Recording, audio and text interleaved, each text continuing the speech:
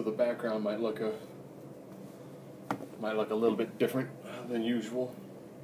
I'm currently in Columbus, Ohio, where NXT did one of their live shows.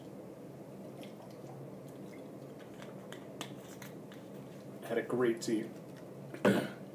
Since they do them at places that hold rare concerts, I got to sit in the pit in a fourth row, just row D. I was at like seat 12, which put me right next to one of the barricades. The chairs sucked, but I mean, you know, it's not about the chairs, it's about the frickin' wrestling. And all I can say is, it was about $100 all things said for the ticket. You know, by the time you get the ticket, all the fees and all that random stuff that goes along with it. And then I dropped, you know, about a little over $100 for the hotel, and about $30 for the car. And I'm not even talking about adding in the flight. Those who don't know, I'm based out of like an hour south of Chicago. Well, hour to 3 hours, traffic depending. And I haven't been to an E event directly in quite some time. And I was like, NXT, Columbus, that's not too far. And I was like, no, it's like a 6-hour drive with an hour time difference. No, and I was like, I can fly, totally fly. So this was my Father's Day gift. So thank you, Sonny and Elizabeth, for this awesome gift. We begin with Enzo, Big Cass, and Carmella coming down to the ring to take on the team of the Vaudevillains. I'm hoping somebody out there can give me a better understanding of a Gotch buck. I don't know why it's Simon Gotch blended with M. Bison. Someone knows, post in the comment section. And Enzo and Big Cass are over. So over. Almost everything Enzo says the crowd is just going with. The crowd's exploding with how you doing. How you doing. Of course, almost all my photos look like crap because the way the lighting was done, and photos are hard to take from a camera phone in this sort of environment. And they take on the Vaudevillains. And midway through the match, Aiden English is like, no, we're gonna throw Dukes against Enzo. At which point, they then put the chairs in the ring and spit buckets and bottles of water. We now get set for a boxing style match. One punch, Enzo's down. Ref starts counting. And then we go back into a wrestling match. With Enzo and Big Cass getting the victory. Gotch was over, Aiden English was over. These guys had a tremendously fun match. And I'm like, man, that's how you start this. And you could tell the crowd was so hot for Enzo that he's just giving it back. It was that reciprocation of, you know, like, crowd's going nuts, in-ring guys are going nuts, everything's getting popped, and it just worked. And at the end, they all hugged it out, and it was a good time. Chicago's own Jason Jordan. I think he's staying in my hotel. So talking to some guys in line at the Hyatt, they've got like Balor, Breeze, Owens, and a bunch of other people. All right, Jason Jordan. Can't knock him though. Dude's in great shape. Dude's working hard. And he took on face for the match, Bull Dempsey. If you watch NXT, you know they're doing Bull Dempsey's fat. So Jason Jordan, but you can't do a push-up. And he does. Not one. Not two. But not quite three. He tries. He can't get that third push-up. But that was just solid. Really, really solid work there. And I was like, that was good. That was really good. Of course, they did the run around the ring spot, you know, like with the crowd chanting cardio. Bull gets the victory with what looks like the giant, like, it's kind of like the old Earthquake finisher, but off the top rope on the Jason Jordan. And it worked, you know, good match. Go ahead and pop the crowd.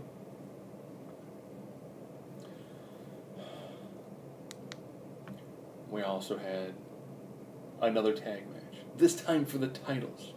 The Dubstep Cowboys, the Alexa Bliss, took on the team of surprisingly over Zack Ryder and Mojo Rawley. The first tag match was significantly better.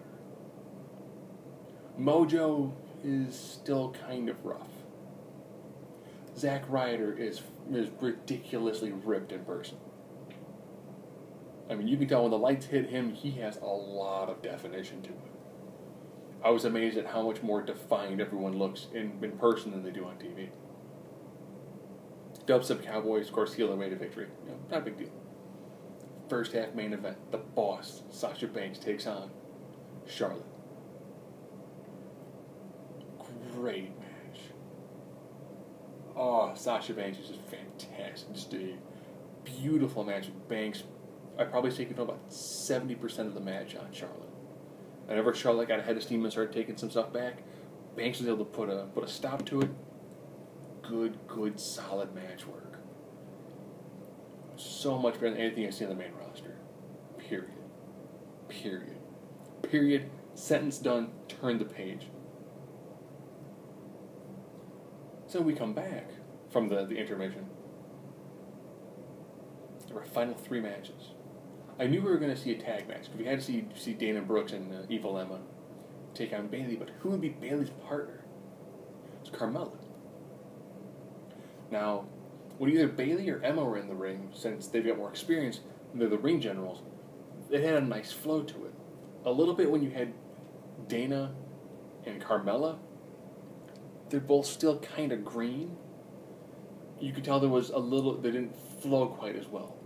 But it's a developmental process, and I'm entirely okay with seeing, you can't just constantly have, like, all right, in this match it's going to pretty much be Emma and it's going to be Bayley. Because then you have a main roster tag match, where you've got multiple divas, but no one's tagging. And I was like, this is a nice match. And Carmella wins. I like the fact that most of the women have a combination move, where it's boom, move, submission. I liked it. Worked well. Dana Brooks does a pretty good job healing with the crowd. If the crowd yells something, she responds directly, which works well. It's a good way to get her some heel heat. And I like Evil Emma. She still plays kind of the Emma persona, but you can tell that she was confused by getting popped from the crowd for being the bad girl. And I think she played that off really well. So, solid match. 2 Divas matches, better than what you see 90% of the time on the main roster. Done.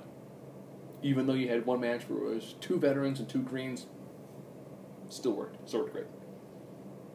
Then we had Tyler Breeze wrestling the face against Baron Corbin. Baron Corbin as heel is awesome. The crowd's like, Corbin sucks. Corbin sucks. Thank you, New Day, because we now can do New Day sucks. Corbin sucks. And he reacts to it well. He's like, with the crowd. Crowd's stupid hot for Breeze. And Breeze knows how to wrestle a face style.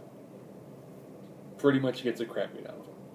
Hits a beauty shot out of nowhere, gets the 3 count, crowd goes nuts. Corbin gets up, pissed that he lost. End of days. They both look good. So what is our main event? It's for the NXT Championship. Introducing first, Samoa Joe. Crowd's nuts. Joe. Joe looks like he is in probably some of the best shape of his career. And Joe is like, you can tell Joe's feeling it from the crowd. And then they kill all the lights except for the emergency lights. Crowd just starts to swell. And I was like, boom. And you hear like that first beat. And they do kind of like they have kind of like a Titantron and 2 smaller ones to the side, so it's like the NXT-atron. And the first flash like red. And the second. And then all of a sudden it just shows the name Finn Balor, and it just boom, and it just hits. And I haven't had goosebumps like that since I saw The Undertaker live at WrestleMania in Chicago, which I want to say was 23? Because it was like 3/13/23. I thought we were going to 33. Or was it 22? It was the one born before they did the crappy one in Detroit. And it was just amazing. And crowd, Finn, Finn, Finn, Finn, Finn, Finn, Finn. And then, of course, they bring in the champion.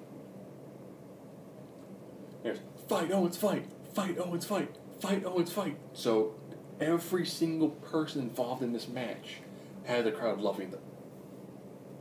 The match doesn't even start as this is an awesome chant. The match finally starts. Owen, classic healing, goes to the outside of the ring. Starts walking around. Some fans get in his face. So Owens, there's like a concrete pad, and then there's like the metal barricade.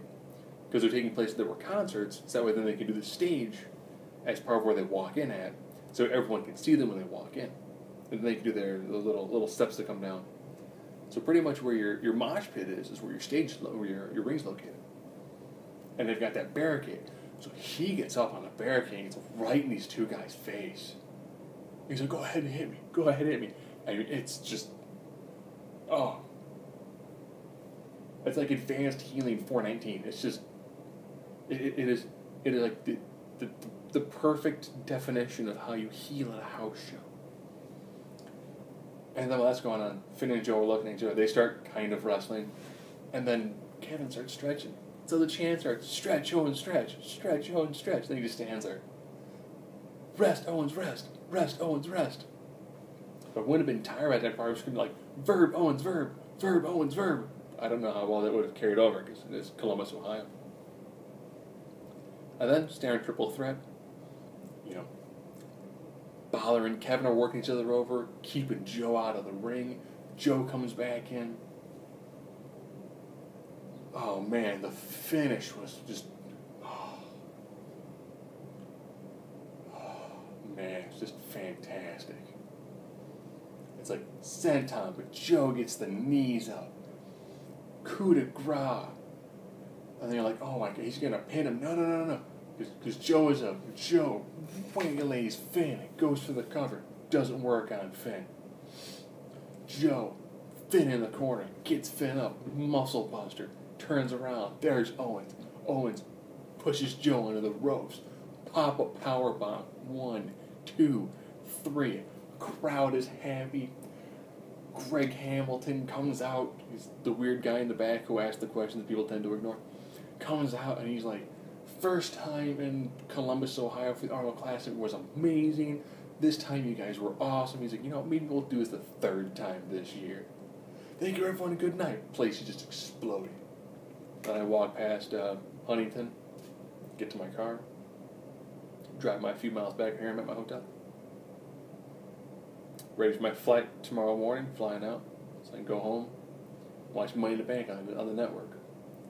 People probably thinking, but you flew to Columbus, why didn't you get a ticket to Money in the Bank? I just couldn't get a good flight out on Sunday. It's how it is sometimes, you know. And I didn't have a ticket for Money in the Bank, because Money in the Bank tickets went on sale before the NXT tickets. I didn't feel like dropping like almost $1,000 for a good seat.